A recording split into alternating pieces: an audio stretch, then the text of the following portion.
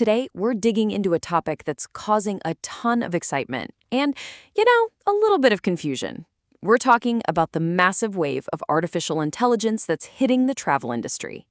The big question on everyone's mind is AI here to replace the human travel expert, or has it got to become their most powerful new tool? So let's just start with a number that's almost impossible to wrap your head around: 1.26 quadrillion.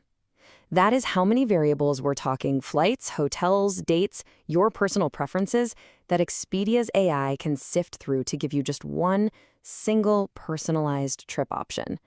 It really shows you that AI isn't just some buzzword anymore. It's the massive engine already running behind the scenes. And that really gets to the heart of it. AI in the travel world isn't some far-off futuristic fantasy. It is here, right now, and it's actively reshaping how we all plan and book our trips. From the biggest travel websites you can think of to the apps right there on your phone. But here's the catch. The adoption of AI is incredibly uneven. You can see the big players, the large online travel agencies, they're almost all in. But then you look at the small tour operators, and that number just plummets to a mere 12%. It's creating a very real digital divide right in the middle of the industry. The funny thing is, you've probably already used this tech without even realizing it. It's the chatbot that helps you out at midnight, or those hotel suggestions that are just a little too accurate, or maybe it's an app like Hopper that tells you when to buy your flight. Behind the curtain, AI is also the unseen force that's automatically rebooking your canceled flight or instantly translating a restaurant review from another link. So this digital divide really creates the core tension of this whole story. It's like a tale of two tiers. On one side, you've got the giants with their practically unlimited resources. And on the other, you have the independents who are finding clever, scrappy ways to keep up and compete. Let's start with the giants. This quote from Expedia's CEO, Peter Kern, it really lays out their entire playbook. They're using AI to build this single, seamless ecosystem that's designed to keep you on their platform for everything. And here's how they do it. First, you have a conversation with an AI planner right in their app. As you're chatting, it's automatically saving hotels you discuss into your trip plan. And then you can move right from that inspiration to booking, all in one place. The goal is to capture you from that very first spark of an idea all the way through to the final purchase. But that's not the whole picture. On the other side of this, you have the independent travel advisors. Now, they can't go out and build their own version of Expedia, right? So instead, they're turning to these specialized AI assistants, like a tool called Toby AI, to basically supercharge their workflow. And their whole approach is totally different. It's not about building a giant platform. It's all about efficiency. They're using AI for the heavy lifting. Things like researching really complex destinations or drafting client emails and social media posts. This frees them up to focus on what they're actually experts at. Okay, so this all sounds pretty amazing, doesn't it?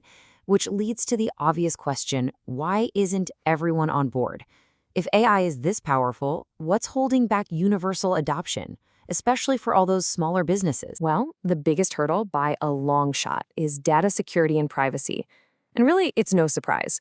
When your job involves handling people's passport details and credit card numbers, security isn't just a feature, it's everything. This quote from the CIO of Fox World Travel just puts that fear into perfect perspective. Using a public AI tool like ChatGPT with sensitive client information is a massive, massive risk. It's why so many of the big companies are building their own private, walled garden AI systems, which is something a small agency just can't afford to do. And there are other big barriers, too. A third of companies say they just don't have staff with the right AI skills. A lot of old booking software, legacy systems, they just can't connect to modern AI tools. And then there's quality control. When an AI guide recommends a restaurant that's been closed for years, it completely destroys the trust that the entire industry is built on. So after all that, what does the future actually hold? Are we really headed for some big showdown between humans and machines? Well, the consensus seems to be no. The future isn't about replacement. It's about a powerful partnership. The best way to think about it is co-pilots, not competitors. And in this new partnership, there's a really clear division of labor. You let the AI handle all the predictable stuff, sifting through data, checking thousands of fares, processing the booking, And that frees up the human expert to handle the exceptional, the creative trip design, the personal advice and empathy, and solving those really complex, unique problems. This is what we mean by the co-pilot model. The AI is a tool that works alongside the human expert. It's feeding them real-time data, doing research, automating tasks, all to augment their abilities. The key word there is augment, not replace. And look, this isn't just some theory. This quote from Matthew Upchurch, the CEO of Virtuoso, a leader in high-end luxury travel, he says it all. Even in the most personalized, high-touch part of the industry, the goal of AI is to amplify human connection.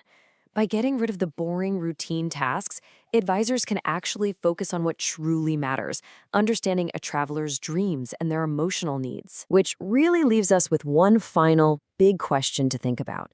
In a world that is about to be flooded with AI-generated answers, some of them right, some of them not so right, what happens to the value of real, verified human expertise? As artificial information becomes common, you have to wonder, how much is genuine human trust actually going to be worth?